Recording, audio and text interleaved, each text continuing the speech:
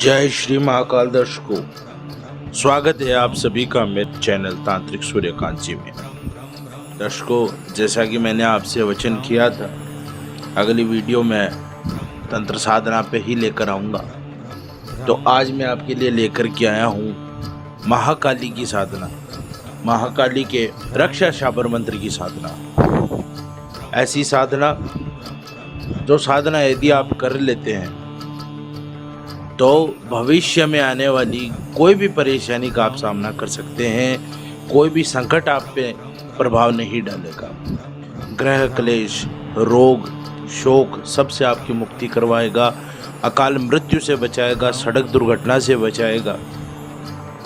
साथ ही साथ भविष्य में की जाने वाली साधनाओं में भी आपकी पूरी मदद करेगा। अर्थात किसी ऐसी साधना जिसमें आपको रक्षा कवच की आवश्यकता हो तो आपको कोई अलग से रक्षा कवच की साधना नहीं करनी पड़ेगी। ये एक साधना करने के बाद आपकी सारी साधनाओं में इसी से रक्षा हो जाएगी। आपको अलग से हनुमान साधना करने की आवश्यकता नहीं है, भैरव रक्षा साधना की आवश्यकता नहीं है, अगर आप यह काली साधना कर लेते हैं। और साधना नाम सुन के घबराना भी नहीं है, क्योंकि इसका सिर्फ नाम साधना है। ये रक्षा मंत्र की साधना है, काली रक्षा मंत्र की साधना, जो बहुत अल्प समय की है और बहुत ही जल्द सिद्ध हो जाती है। ये ऐसी साधना है कि ये बहुत ही जल्दी आपकी सिद्ध हो जाएगी और आपका जो मंत्र है वो पूर्णतः आपके साथ जागृत हो जाएगा, आपके साथ पूर्णतः असरदायी हो जाएगा, प्रभावकारी हो जाएगा। इस साधना का प्रयोग आप किसी चोट खाए हुए व्यक्ति, यानी कि किसी पर ऊपरी हवा का साया है, कोई नकारात्मक भूत, चुड़ैल, डाकिनी, शाकिनी, सबसे उस व्यक्ति की आप रक्षा कर सकते हैं। आप स्वयं की रक्षा कर सकते हैं, दूसरों पर भी रक्षा कवच आप अपने द्वारा लगा सकते हैं, तो उनकी भी रक्षा होगी, छोटे बच्चों की भी रक्षा होगी। जैसी रक्षा कवच आप लगाएंगे उस व्यक्ति की, उस वस्तु की रक्षा प्रारंभ हो जाएगी माँ काली के द्वारा। तो ज़्यादा विलम्ब नहीं करूँगा, बस इतना निवेदन है कि जो दर्शक हैं मेरे, जो साधना देखते हैं या प्रयोग देखते हैं, टोटके देखते हैं, तो वो चैनल को सब्सक्राइब ज़रूर करें और वीडियो को लाइक करके इसमें कमेंट में अपनी राय मुझे ज़रूर दें, ताकि मुझे पता लगे कि मेरा जो परिवार है वो मेरे द्वारा दी गई साधनाओं को देख रहा है और उन साधनाओं का इस्तेमाल अपने दैनिक जीवन में कर रहा है।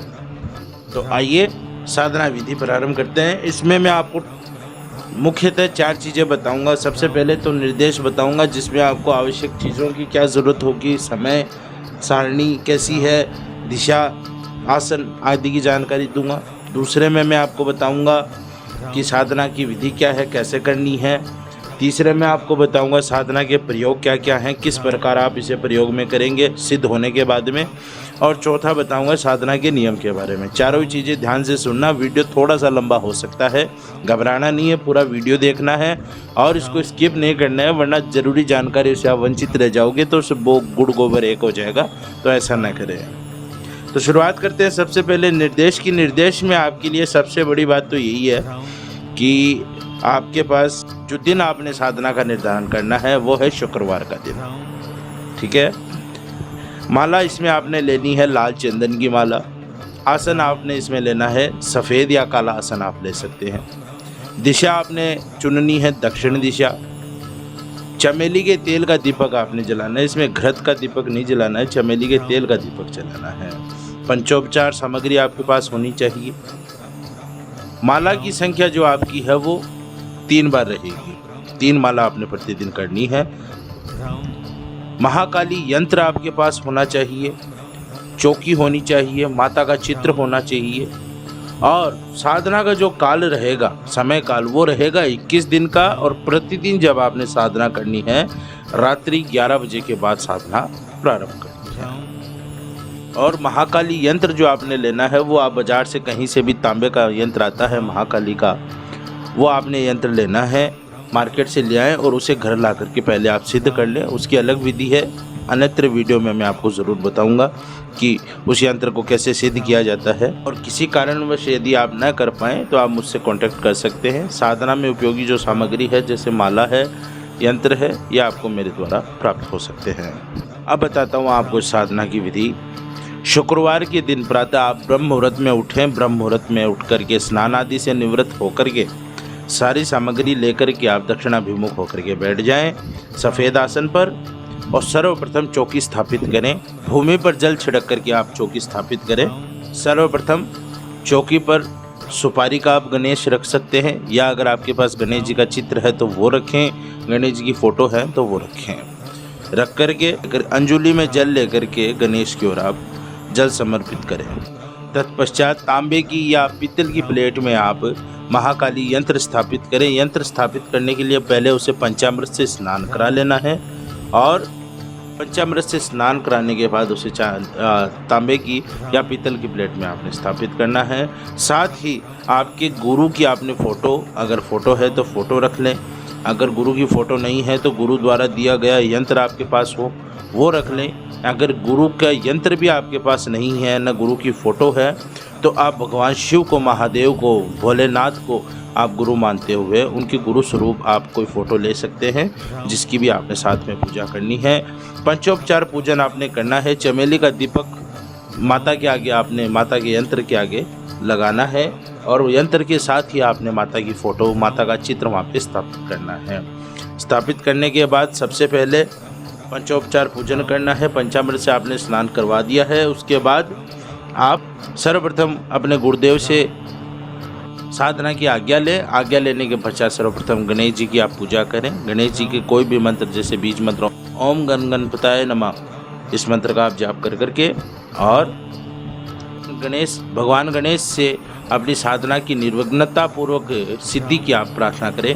उसके बाद एक पान के पत्ते पर, सीधे पान के पत्ते पर कपूर, 2 लौंग, 1 बताशा, इलायची और किशमिश डाल करके, 2-3 पीस किशमिश के डाल करके और उसे कपूर को आपने प्रज्वलित करना है, माता को दिखाना है, माता के आगे आपने 7 बार घुमाना है। दीप आपने जगा दिया, कपूर आपने जला दिया, धूप आपने करनी है, माता के आगे आप धूप करें। धूप करके नैवेद्य आप चढ़ाएं। नैवेद्य में आप क्या चढ़ाएंगे? महाकाली के नैवेद्य में जब आप साधना करते हैं तो प्रथम दिन जब आप साधना करेंगे तो आपने हलवे का भोग लगाना है और हलवे का भोग लगाने के बाद अगले दिन जितने भी, क्योंकि आपकी 21 दिन की साधना है, प्रतिदिन आपको हलवे का भोग लगाने की आवश्यकता नहीं है। प्रतिदिन आप सिर्फ किशमिश और मिश्री का आप भोग लगा सकते हैं। जो प्रसाद बचे अगले दिन उस प्रसाद को आप कुंवारी कन्याओं में बांट सकते हैं। इतना कार्य विधिवत तरीके से करने के बाद आपने जप प्रारंभ करना है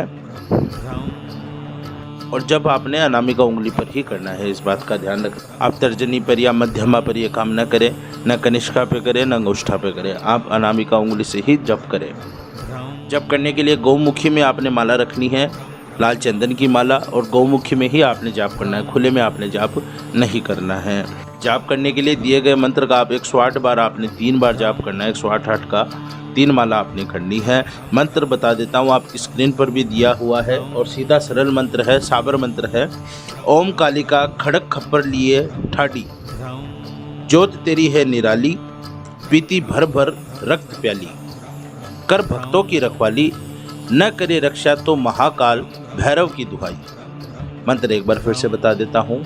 ओम कालिका खड़क खप्पर लिए ठाडी, जोत तेरी है निराली, पीती भर भर रक्त प्याली, कर भक्तों की रखवाली, न करे रक्षा तो महाकाल भैरव की दुहाई।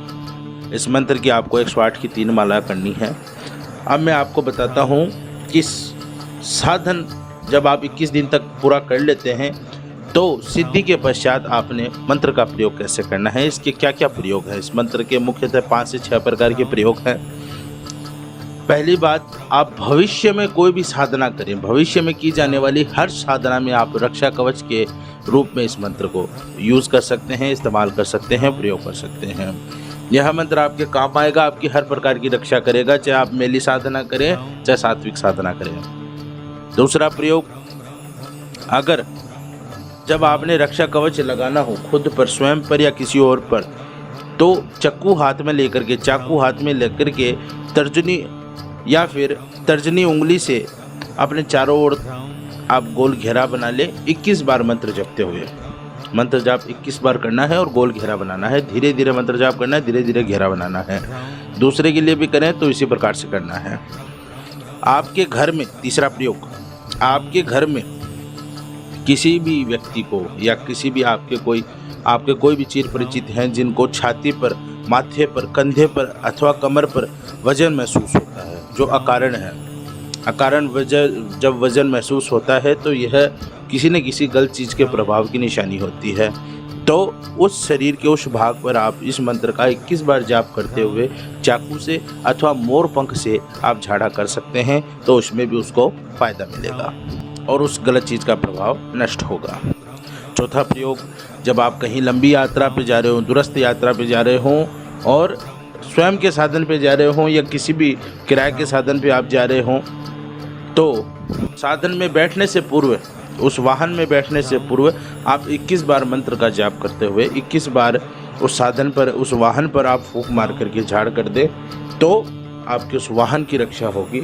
स्वयं पर आप फूंक मारेंगे तो स्वयं की रक्षा होगी। इससे दुर्घटना नहीं होती है, दुर्घटना से आपकी और पूरे परिवार की रक्षा होगी। यदि घर पर किसी ने कुछ करवा दिया है तो तांबे के कलश में आपको ऐसा फील हो, आपको ऐसा महसूस हो कि घर पे किसी ने कुछ काला जादू या काली क्रिया करवा दी है, तब से घर में परेशानियां हो रही है, तो चांदी के या फिर तांबे के पात्र में, कलश में आप उसके कंठ पे मूली का धागा बांध करके और उसमें साफ शुद्ध जल या गंगा जल भर करके 21 बार इस मंत्र का जाप करते हुए उस जल को अभिमंत्रित करें। जल को अभिमंत्रित करके आप पूरे घर में उस जल के छींटे चारों तरफ गिराएंगे, छिड़केंगे, तो आपके घर में से काले जादू का या उसके किराए का प्रभाव नष्ट होगा। ऐसी क्रिया आपने 4 शनिवार लगातार करनी है। घर से काले जादू का प्रभाव, किए किराए का प्रभाव नष्ट हो जाएगा। छठा प्रयोग, यदि आपको ऐसा महसूस हो कि आपके शत्रुओं की संख्या बहुत है या आपके आसपास ऐसे लोग रहते हैं जो आपके घर में कुछ फेंक देते हैं या आपके आसपास कुछ न कुछ करते रहते हैं, आपके घर के आगे कुछ न कुछ फेंक जाते हैं, कुछ करके चले जाते हैं, या आपके शत्रु कहीं न कहीं से आपके ऊपर कुछ न कुछ करवाने की कोशिश कर रहे हैं, तो होली, दिवाली, नवरात्रि, ग्रहण काल और दशहरे के दिन, इन इतने दिनों में आप कभी भी रात्रि के समय जब दोनों टाइम एक होते हों, तो ग्रहण काल में, ग्रहण के समय आप अपने उल्टे हाथ में थोड़ी राई ले लें मुट्ठी भर और उसे सीधे हाथ से उस मुट्ठी को बंद करें। बंद करने के बाद ढक कर के 21 बार इस मंत्र का जाप करें और वो राई अपने घर के चारों तरफ बिखेर दें।